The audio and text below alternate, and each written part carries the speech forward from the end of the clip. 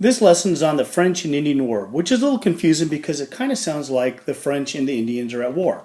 But actually, it's the French and Indian allies against the British and the colonists with their native allies.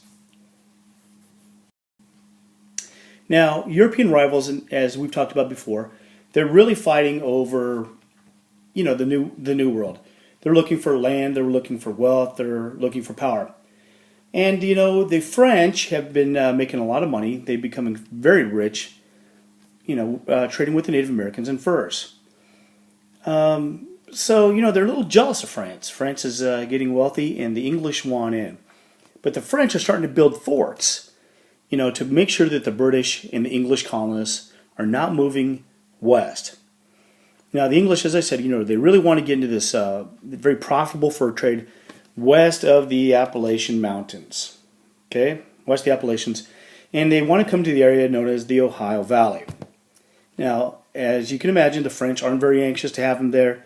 So the French respond by creating very strong fortifications. Now, the natives have to choose sides. There's a story about one of the natives saying that they feel that they are kind of like cloth caught between the shears, and the shears are the French and the English. But if you remember back to earlier lessons, the French treat the natives actually pretty well. They live like the natives. They marry native women. They're not like the English. They're not coming in, chopping down the trees, plowing up the land.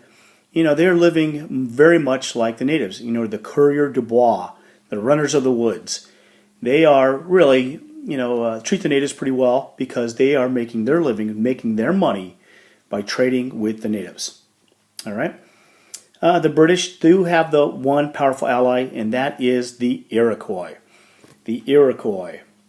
As I said before, the French have some native allies, and especially the Huron and the Algonquin, right?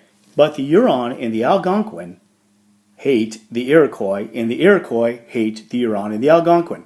So you may have heard the old adage, the enemy of my enemy is my friend. So the French, with the Huron and the Algonquin, are allies.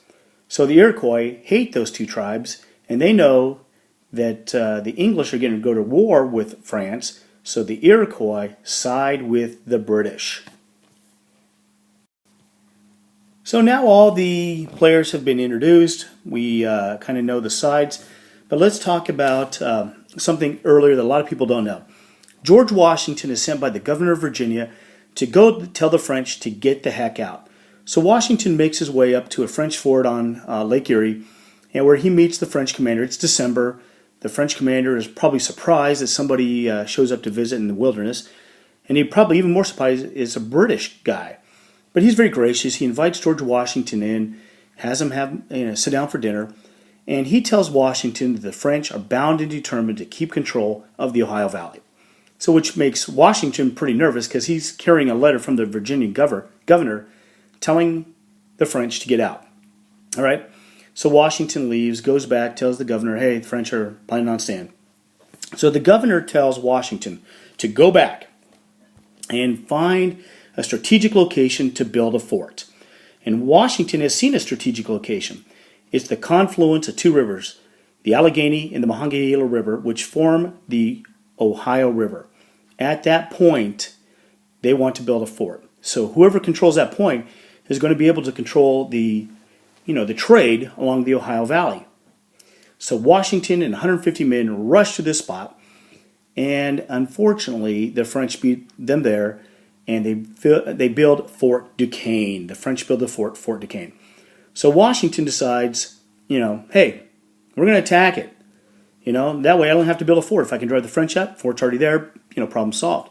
The problem is, before he gets to attack the fort, the French end up attacking him, driving him basically back. Washington and his men actually fired the very first shots in the French and Indian War, and which goes on to become a world war called the 7-Year War. In Europe, it's called the 7-Year War. So Washington is getting ready to be overrun, where he builds a fort called Fort Necessity. Fort Necessity. It's necessary to have a fort, so he builds this fort. But Washington being a young guy and probably not with a lot of military experience, builds his fort at the bottom of a valley, not the greatest location. Anybody with any kind of military background will know that you always want to take the high ground. So, the French and the natives are kind of up on the hills, firing down into Fort Necessity. Washington's men are routed, and the French send Washington back. Go tell the governor to get out, quit trying to come into the Ohio Valley. But now the first shots of the French and Indian War have been fought. And the British think that they are just going to be able to basically clean France's, clock. The British are arrogant.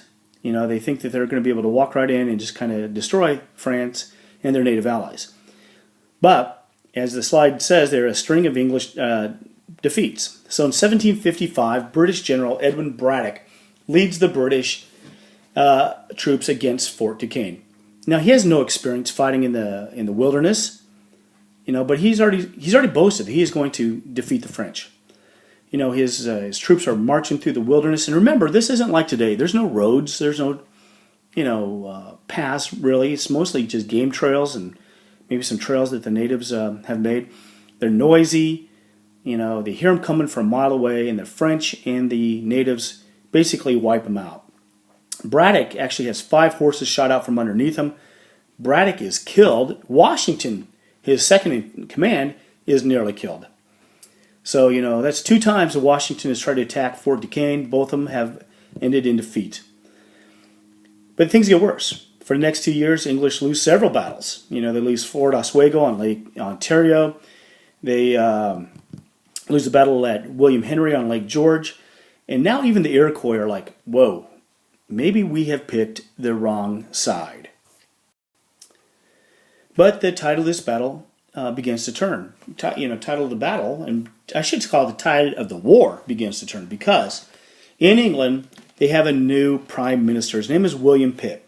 And William Pitt has decided that their strategy is not to fight France and these other countries all over the world, but we're going to concentrate our forces in North America.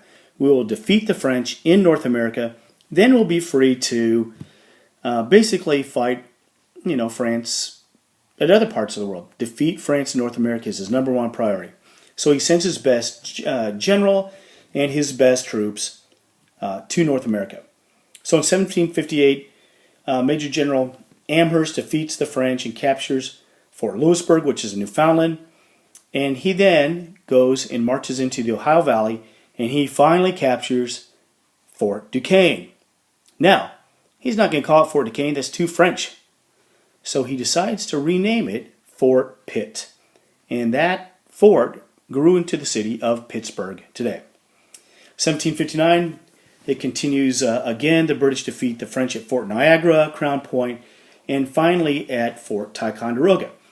But they still haven't done one very important thing.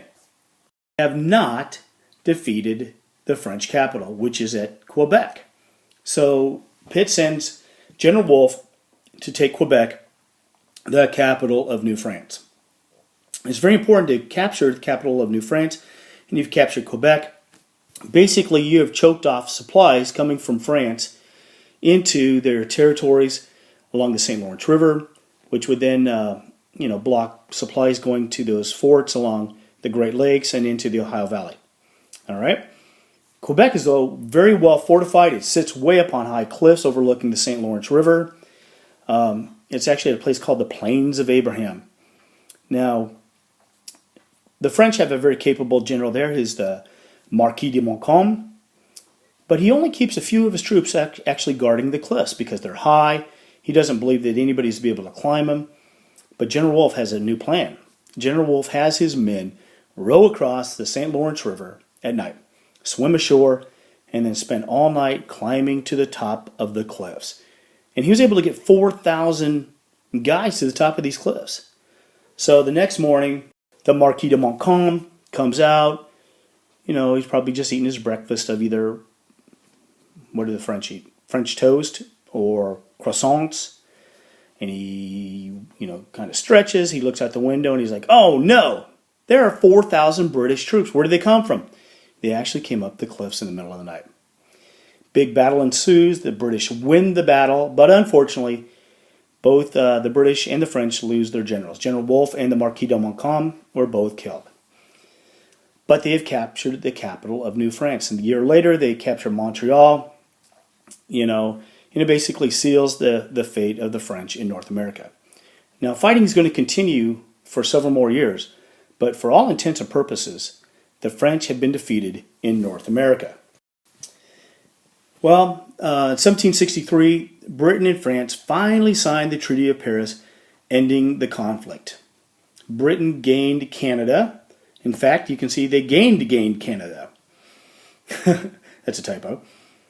Britain also gains all the land east of the Mississippi River. So now their holdings run from the Atlantic Ocean all the way west to the Mississippi River. Now, France is able to keep a couple islands up in the St. Lawrence Seaway. They're very profitable sugar plantations in the West Indies, and they get to keep. Actually, that's it, because what happens is Spain comes into this war. Terrible timing. 1762, they actually back France. Kind of a mistake. So Spain is given the land west of the Mississippi River, as well as the vital city of New Orleans. But Spain has to give up Florida to Britain. So, in 1763, Britain is victorious. France has been defeated. And the colonists are like, yay, yay for us, because we're British and we're excited. And now all that valuable land in the Ohio Valley is for the colonist. Or is it? We'll see in the next lesson.